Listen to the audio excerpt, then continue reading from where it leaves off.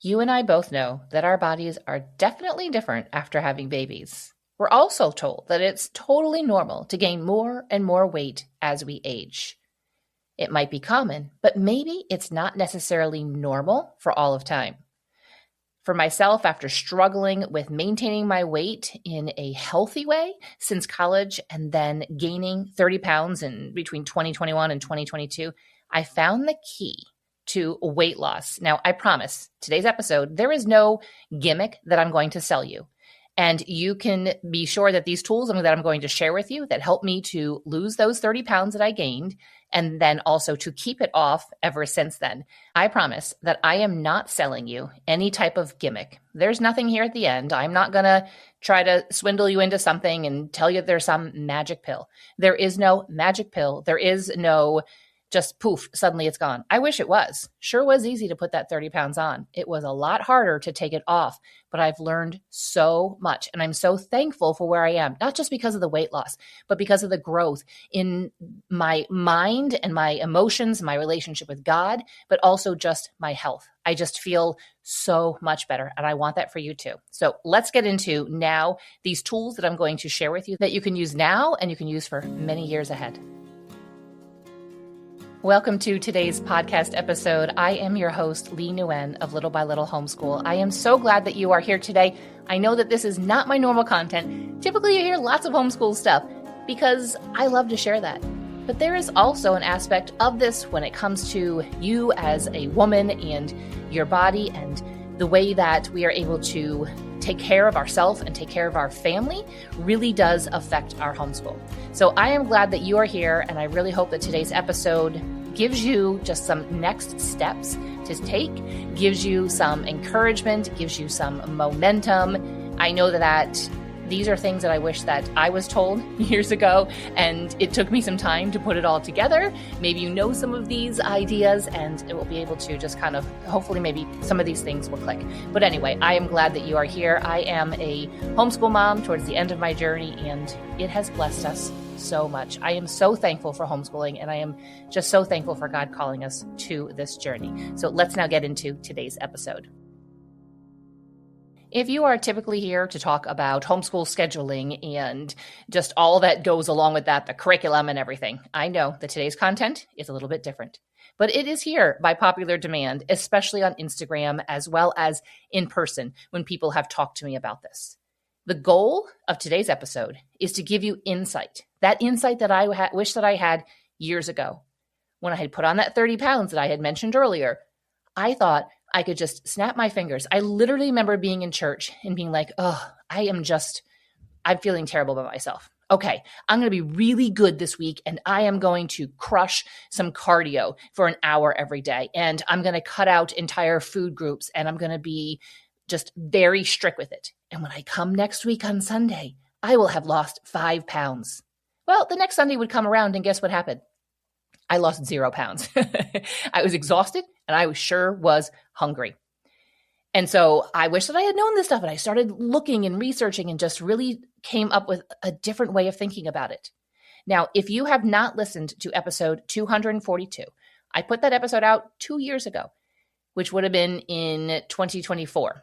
And so I was about 1.5 years, 2 years into this journey of basically body recomposition, losing the fat and then reshaping my body and bringing much more vitality and a healthy physical body that led to a lot of other healthy aspects within my life. So I'm going to encourage you to listen to episode 242. I will put it in the show notes for you.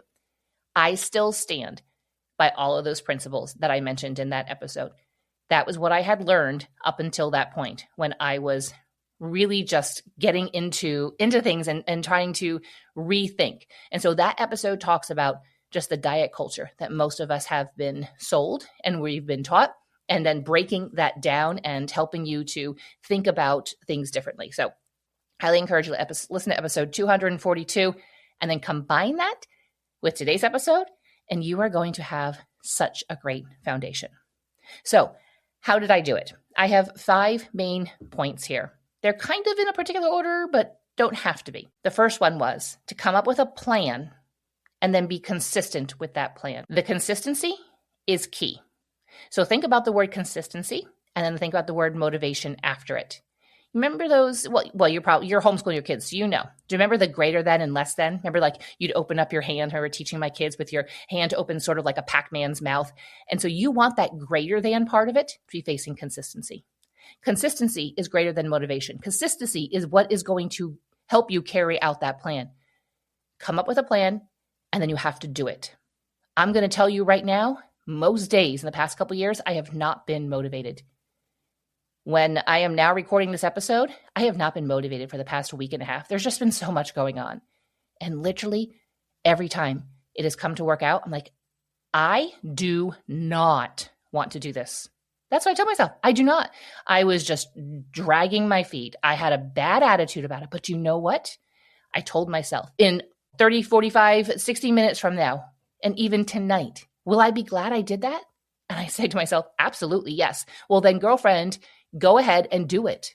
Get your sports bra on and let's get going and do it. I have never regretted a workout. I have a lot of the time not felt like doing it, but I have never regretted it afterwards. And now when I mention a workout in the beginning, I had talked about doing cardio for an hour. I don't do cardio like I used to do. My plan is a strength training plan with progressive overload. I have been doing videos on YouTube, and that is what I used just at home with dumbbells. When I started off, I had 2.5 pound and 5 pound dumbbells. That was it. Moved up then to some 10 pound dumbbells, 12 pound, moved on up. For Christmas, I asked for, like 2 Christmases ago, I asked for a dumbbell rack. I would ask for my birthday or say just like my parents, like, oh, we'd like to, get you something. I'm like, well, how about you just send me some money and then I can go buy a dumbbell, because I really don't want you to send me like 2 25-pound dumbbells. They're pretty heavy. And then I would head over to the store. You can find stuff on Facebook Marketplace, but I did all of this at home. You don't need to go to a gym. If you want to, you can. I know that some of you really want to. You can do that as well.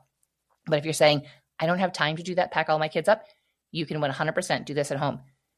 But you have to have a plan. You can't just be jumping around to different things. And what worked maybe, so that cardio, I was like, oh, okay, well, here I am in my mid 40s. I can go ahead and do cardio and I'll lose 5 pounds this week.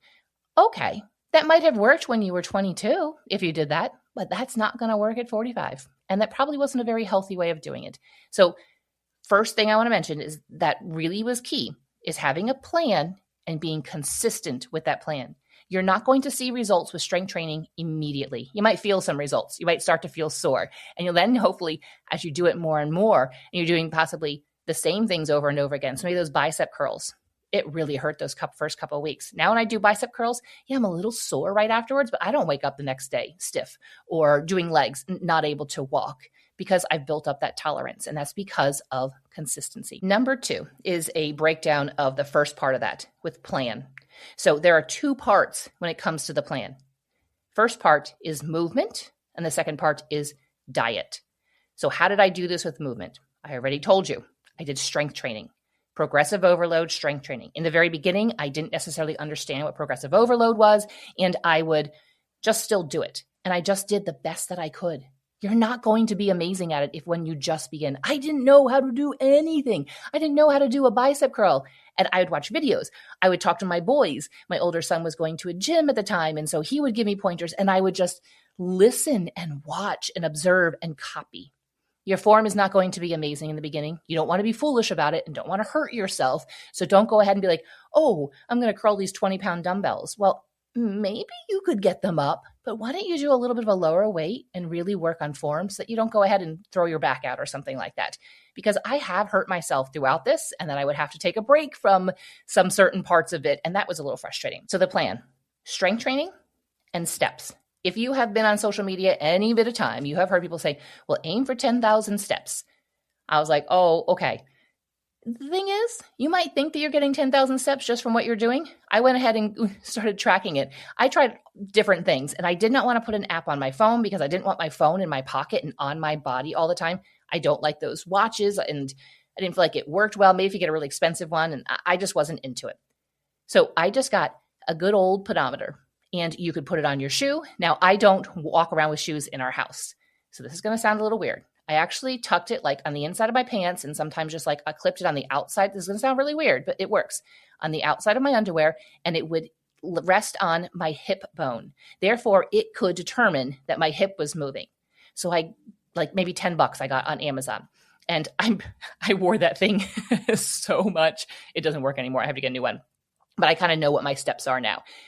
And I wore it just around the house, just with regular stuff. And I realized that I was not getting anywhere close to 10,000 steps. So I had to purposely start doing that. If you are only doing 2,000 steps a day and suddenly you're going to do 10,000 steps, that's not going to work. For me at this point, what I realized by last summer was that I had to take a 4-mile walk plus my everyday life, and that would get me to 10,000 steps. And so it really depends upon your gait. It depends upon, and you don't have to do the 4 miles all at once. And I'm not even saying if you are not even walking a mile, don't go ahead and just do 4 miles suddenly. Okay. You can build up to it. So know where you're starting off with the strength training and the steps, and then just continue to grow in that. Everybody starts at 0. Everybody has a day 1 that they start at. The second part of the plan. So first was the movement. Second part is the diet. This was key. We all kind of know that diet really plays a lot when it comes to your weight. And if we are eating more than what our movement is sufficient for maintenance, we're going to start putting on weight. And I think that was part of it. I think it was hormonal for me. I never went and got my hormones checked, but there's a combination of hormones as well as just finally all of the intermittent fasting that I had been doing for years had finally caught up with me. It was just a combination of things. And so through this, I really started to realize that, yes, there is a correlation between the amount of food, the type of food that I'm eating, and the macros, and the weight that I am putting on. And so through all this, I was able to really see like, okay, this really affects me. The amount of protein that I'm having, there's a lot of different, I could do a couple episodes, but there's entire episodes, there's entire accounts and YouTube channels and blogs that are completely devoted to this. So I'm not going to get into the nitty gritty of the science. I'm just going to give you an overview and then maybe figure out where you are missing a piece of something and then go ahead and pursue. And this is really key. You need to be teachable. And I decided I was just going to be teachable and learn. I didn't need to be the smartest person in the room. I do go to a gym now and I feel like the stupidest person there because I feel like I don't really quite know what I'm doing. But we all start somewhere, right? Okay, so the diet. What I did specifically was that I did 2 different times. I did a deficit. And for these deficits, so basically you track what your maintenance calories are, and then you reduce by a certain percentage or a certain amount of calories, and you really do have to track. It is not fun. And it's not fun being a little bit hungry. And yes, you are going to be a little bit hungry and maybe sometimes a lot bit hungry.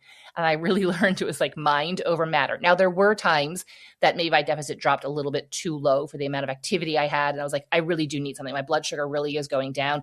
I am feeling weak and faint. Obviously, you need to eat then. But overall, this deficit should not put you in a place of being like that. And then my coach and I would adjust the deficit that I was in because of what I was doing. But I ended up hiring two different times, 2 different macro coaches. And I found them on Instagram. They were both very different, but they both worked. So I don't think necessarily it's a matter of, okay, which is the right one, the best one. Choose one that you feel like you can work with and then do it. The first deficit that I did was in the fall of 2023, end of the summer, beginning of the fall. And that one lasted, I think it was 3 months. And I lost 20 pounds. It was hard. But I put in the work. I tried really hard and I was successful. You don't have to be perfect at it. And I'm not perfect at all of this.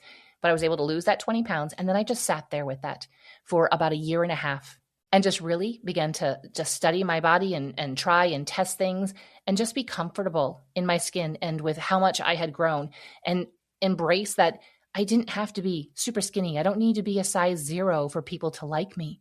And that was just really a healing time.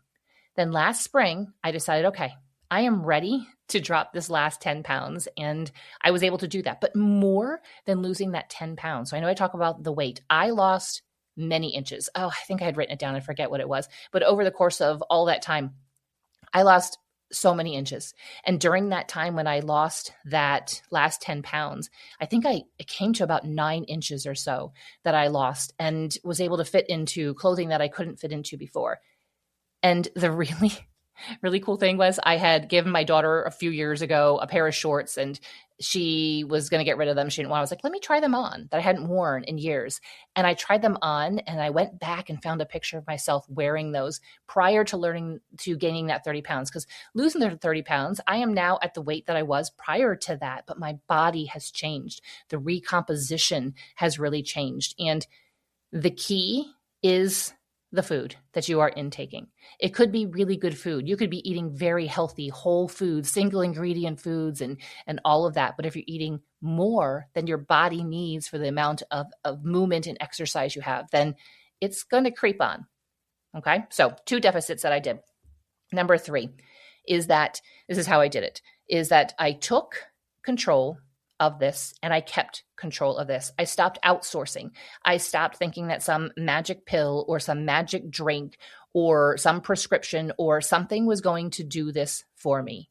No, I had to say, I need to take control of my body and I'm going to join forces with the Holy Spirit. I'm going to surrender this, which is the last part that I'm going to mention here in just a minute. But this was nobody else's responsibility. The extra food that I was eating, that was my responsibility. My lack of movement, my lack of going for a walk, my lack of maybe you can't get out of the house, doing jumping jacks, jumping around, doing something, strength training, all of that was in my hands. I could do it or not do it. And that's where the consistency, where you just say, I'm going to do it. And so I took control. I stopped outsourcing. I stopped just thinking negatively and stopped wishing for a change in my body, and then did the work to make that change. Number 4 is I kept in mind a long-term view. Remember that 5 pounds that I was going to magically lose in 1 week from one Sunday service to the next Sunday service? I realized that that's a scam. That's not really going to happen. There are people that are going to promise you that, and they're going to promise you this next great thing. Turn around, run the other way. It's just as hard work and consistency that will get you there, and will get you there in a longer time frame, but that's okay because there is a lot to learn in the journey. Just like with homeschooling, you have learned a lot. You have grown in sanctification. You have grown in your relationships with your kids. There's a lot of aspects to it. This is the same thing. It is worth the journey. It is worth having a long-term view about it, saying, you know what, I am putting a stake in the ground and I am making a change. And this is what I said. I was like, I am making a change from this day forward. And we're just going to go with that. And I have to keep doing it. And so having a long-term view, this is something that I have to do forever. And it's not just that I have to tell myself, I get to do this. I get to do this, that my body is healthy, so that the rest is fully healthy and I'm able to serve those around me. Number 5, how I did this, losing the 30 pounds and then keeping it off, is that I had to surrender it to God. I had to admit to my gluttony. Now, my gluttony might not have been as obvious as other people's, and this is something that the church overall does not talk about. I have never, in my 50 years, now granted, I probably didn't pay attention to sermons for maybe the first 8 years, but I have never heard a sermon. I have lived in different states. I have been to a handful or 2 of different churches that we have been members of and have been really in. So we've been there for long term. It's not like I just jumped around. I've been to 100 different churches. You went to one service. We're going to miss things. Like over a year after year after year we've been to, and I've never heard a sermon spoken about when it comes to gluttony. I think that in our world this day, we all have, to a degree, a problem with gluttony. It might not be as obvious to other people as maybe some other sins that we deal with, but I really had to confront that and realize that I was addicted to food, and I was addicted to what it was doing to my brain. I didn't need that extra food. I didn't need those extra cookies. And I don't say, okay, no cookies at all. But I'll say, you know what? I'm going to have 1 or 2 cookies, maybe 3 max, and then, we'll chill out the next day kind of thing. But I didn't need to eat the whole entire container of Oreos. I didn't need to go back for that second bowl of ice cream. But it triggered something in our brain, and I was doing it for just that pleasure feeling in my brain. And so I had to surrender to God, and we had a lot of heart-to-hearts. I had a lot of heart-to-hearts to him and just crying out. And God is so faithful. Before I close, I just want to tell you that what I have told you, and this in episode 242, they are not platitudes. These are not just kind of made up things. And I'm not, again, not trying to sell you anything. If I'm trying to sell you anything, it's basically to take care of your body, take care of the temple that God has given you so that you can glorify him for all the days, and you can glorify him well in all those days, and you can serve your husband and your family and those that he has entrusted to you. If you need to take back your grip, your control of your health, and you need to take better care of yourself for your health, I just want to tell you that there aren't shortcuts. There might seem like shortcuts. There might seem like people are having success with shortcuts, but then take a look. A couple years later, those shortcuts are really easy to fall out of. What I have created is a new lifestyle. And that is how there was a couple key parts for the 30 pounds, but keeping it off, that's the key. Is because I've created a new way of life, a new way of thinking about it, a new way of movement, a new way of eating. And so the last thing I want to mention to you is just, you have to do the work and don't quit. When you aren't seeing results, don't quit. Just because you're not seeing results does not mean that they are not there. Okay? Again, go and listen to episode 242, and that episode with this one is going to give you a really good foundation. I pray, friend, that this has encouraged you, given you possibly just a little bit of a place to step off to, and you're able to form that foundation and get to a place of better health. And I promise you back here with specific homeschool content on the next episode.